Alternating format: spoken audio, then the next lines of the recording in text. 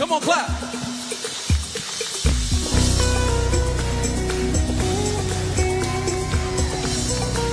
Come on, if you came with a praise on your lips, can someone shout the name that's above every other name?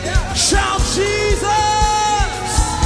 We're gonna say, I know he loves me, I know he cares whenever I call, he always is right. When I'm in trouble, he is my help. And I know no fear, I know he say, he really does what he says he will do. My God really moves, oh. Why would I doubt when he always comes through? My God really moves, oh.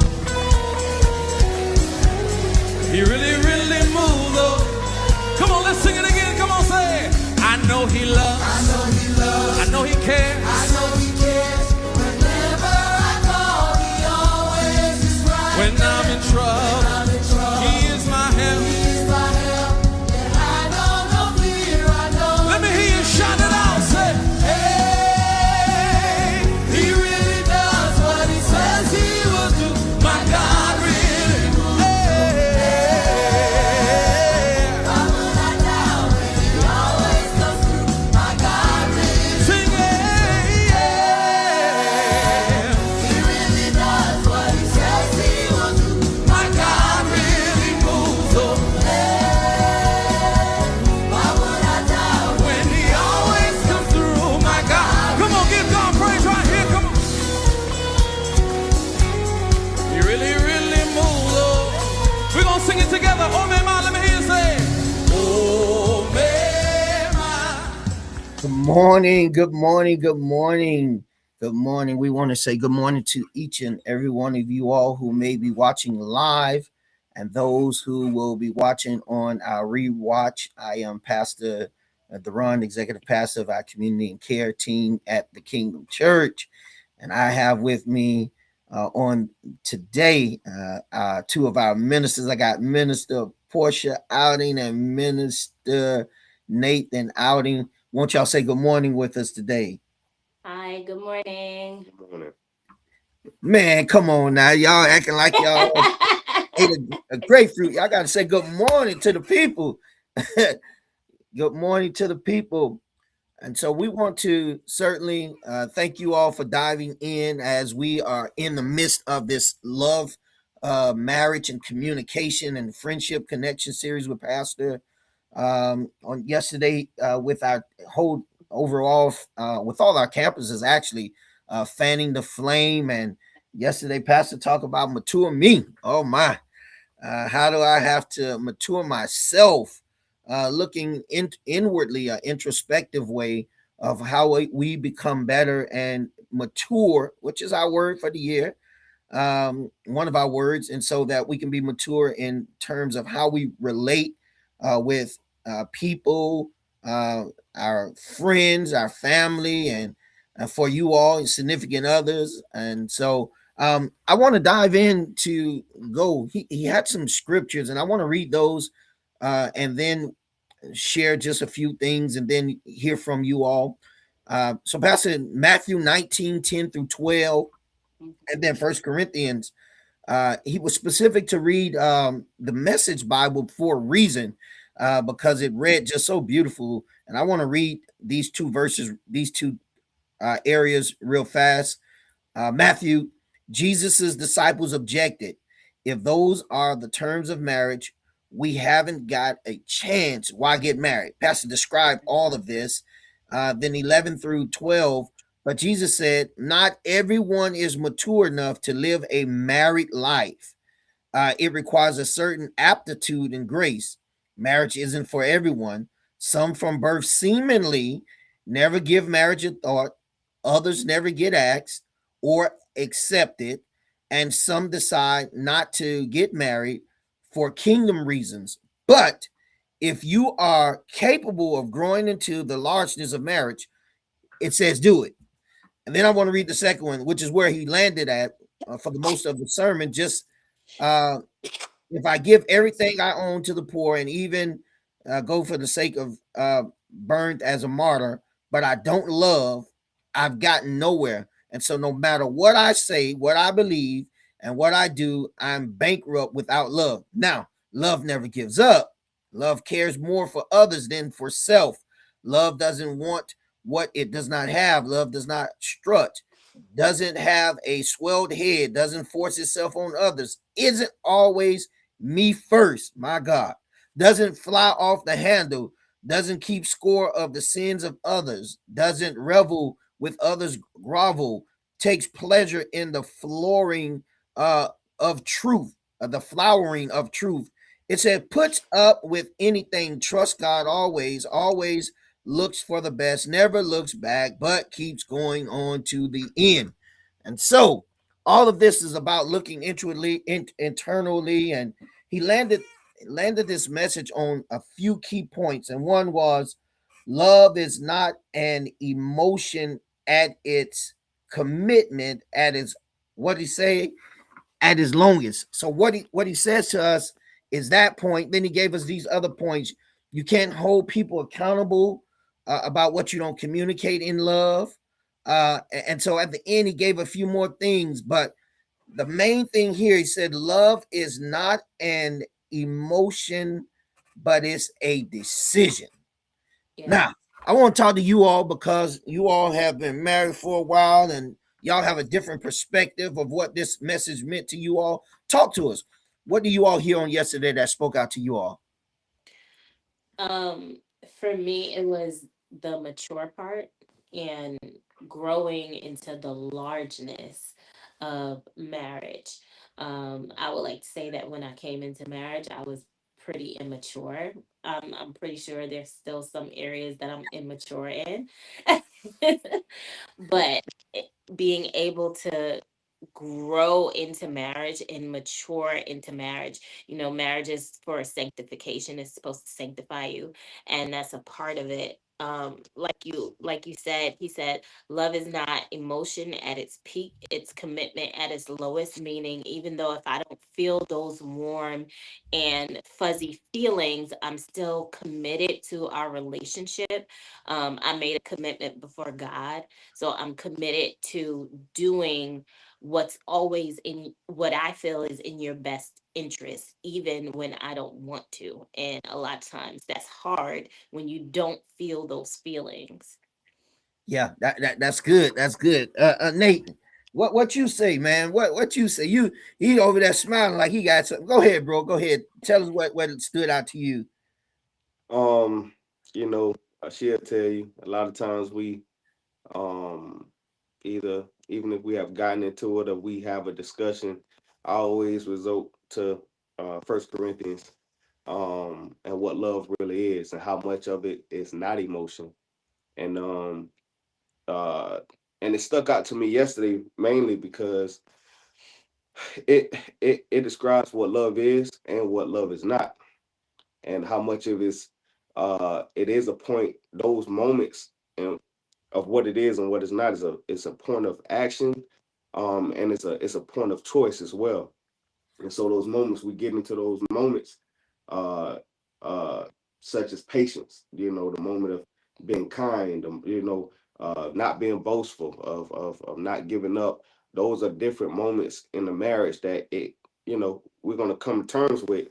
And what do you do with it? And so um, I just have to learn, when it comes to marriage, like what marriage truly is. I know he mentioned like how, we'll look at Instagram, Facebook, Yeah, how much we get so caught up in those moments. Oh, I want somebody to love me, but what it took to get to that moment, you really have no clue. And so, yeah, man, that First Corinthians just stood out to me a little bit more than usual. so let me ask you all this, man. How long have y'all been married? So the 22nd makes 8 years of 8 years. February 22nd. Yep. Yeah. Right around the corner here. Right, And right. y'all have an 8 year celebration with kids and family and all of that. This is beautiful. Yeah, man. He did this beautiful illustration of with the cord and the rope and Yeah. how we start out at a point at here, with friendships, with love, with connection and marriage, and then things come between. And just this illustration was so beautiful because you all can relate to. He talked about kids scheduling, kids doing this, different things happen that come between, and you don't have time to connect and communicate. And how do y'all manage that and balance that? As he talked about this rope, and the distance that can happen, but knowing how to learn how to tug and get back together and learning how to get face to face again. How do y'all handle that? First and foremost, that illustration was, as a dancer, as a mimer, it was to look at it from a spiritual perspective. First and foremost, the marriage, the moment you get married, you enter to another level of warfare. And so to see that illustration, you see a lot of the warfares that get in between. Not saying our kids is warfare, but obviously those are certain tools, and you have warfare that get in between as well. And so it does stretches.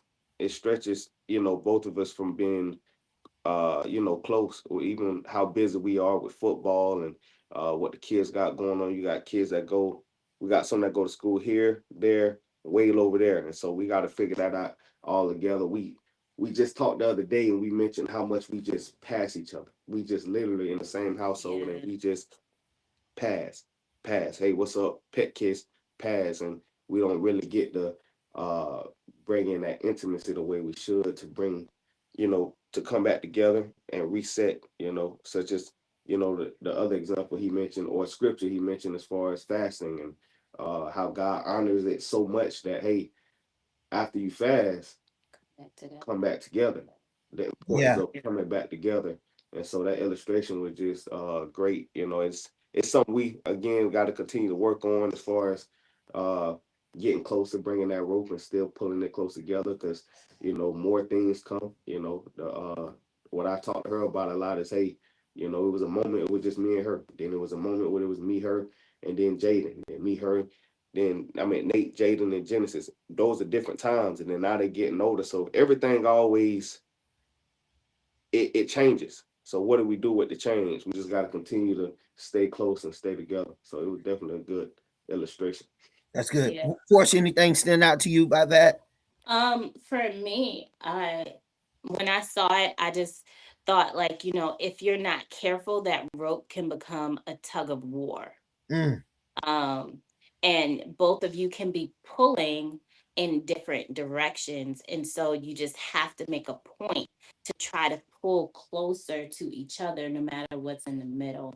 Especially when you have kids, like Nate said, those things can be used as a tool to separate you. So, as we were talking, we were like, yeah, we pass each other, but we have to make a point of just slowing down in our passing and just have a moment of focus on each other, to check in on each other, because it's really easy if you're not drifting together and you're not pulling together, you're drifting apart. No, that's good. That's good. I learned it's intentionality. I added, I think last year I added some coaches in my life. One was a marriage coach, because I need someone to help prepare me for where I'm going. And so I've been talking to a marriage coach from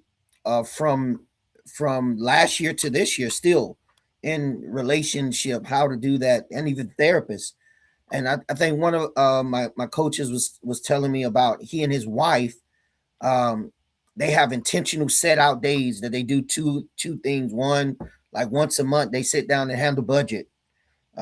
Maybe once every week they do date night. Various things that they do, make sure it's intentional to bring yourselves back together.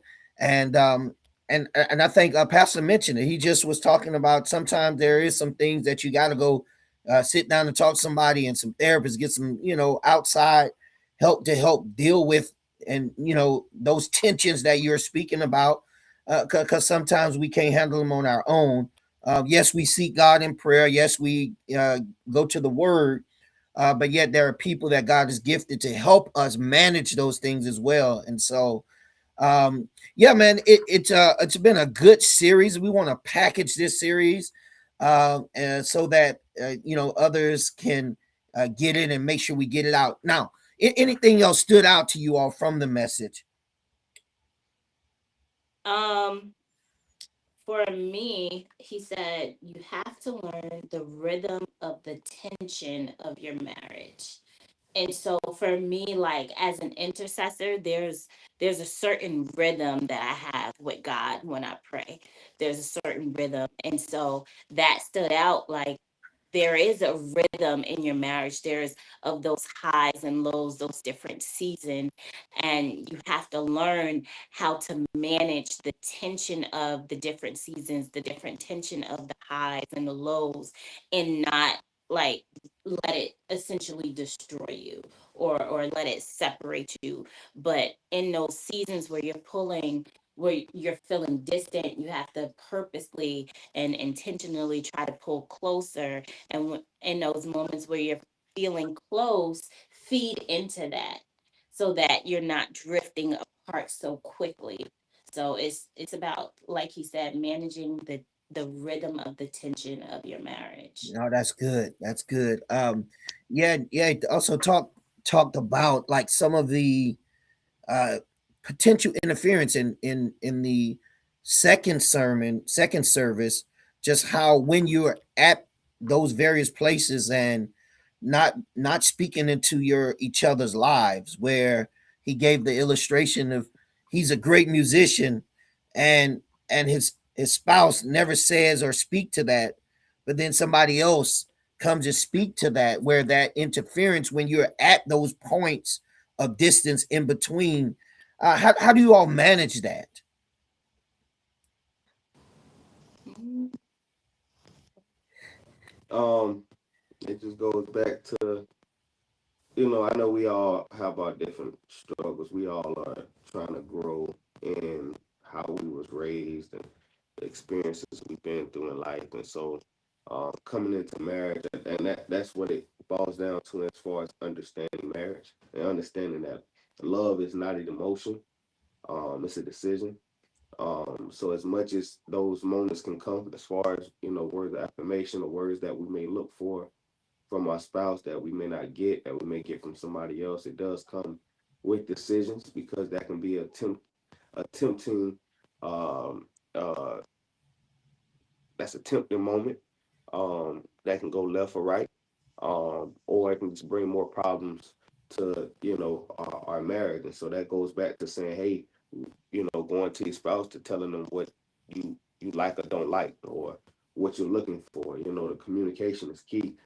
As far as like, hey, I try to, me, I believe in exposing, certain things so it won't get so it won't manifest.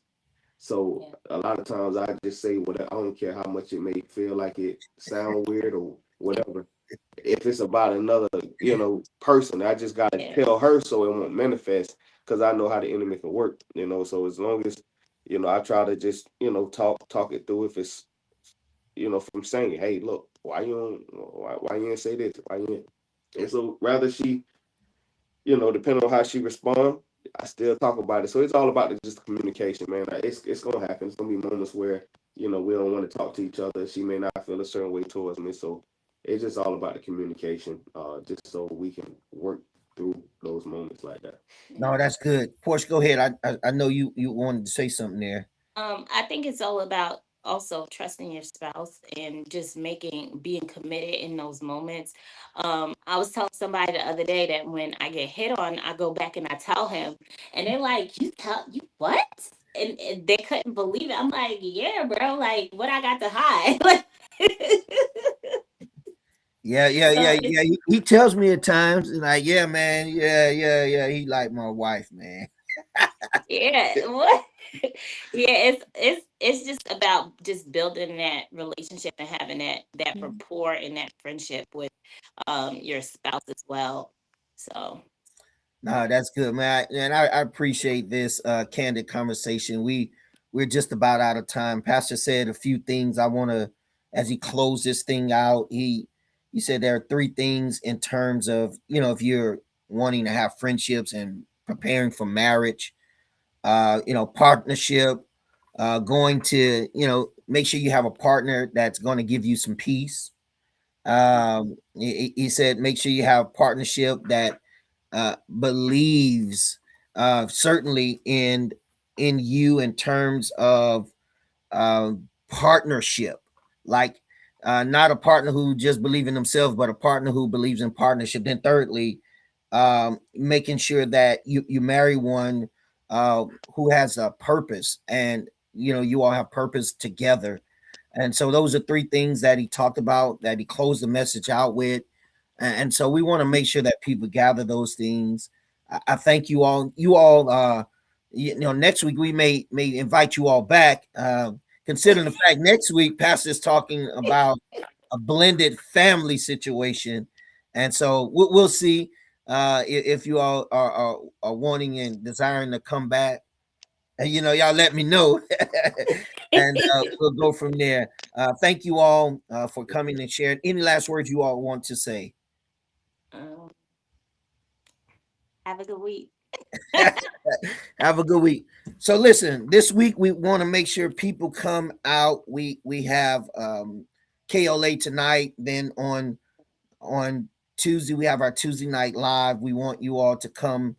Make sure that you be a part of Tuesday Night Live, 7 p.m. every Tuesday. Then on Wednesday at noon from 12 to 1, we have our prayer time session. We're actually going into our Lenten season, a time that we pull together and pray and fast. We're going through our 40-day devotional again. So we're inviting each and everyone to be a part. And then finally, there are some of you all may have missed an opportunity to give on yesterday, and we want you to have that opportunity. And so if you want to ways to give on the screen, you can give throughout the week or at any point, any time. For those who are watching with us live, thank you. And those who will be watching this rewatch, we bless you, and we pray God's blessing over you all. Have a great, wonderful start of your week. We look forward to seeing you all. God bless you all.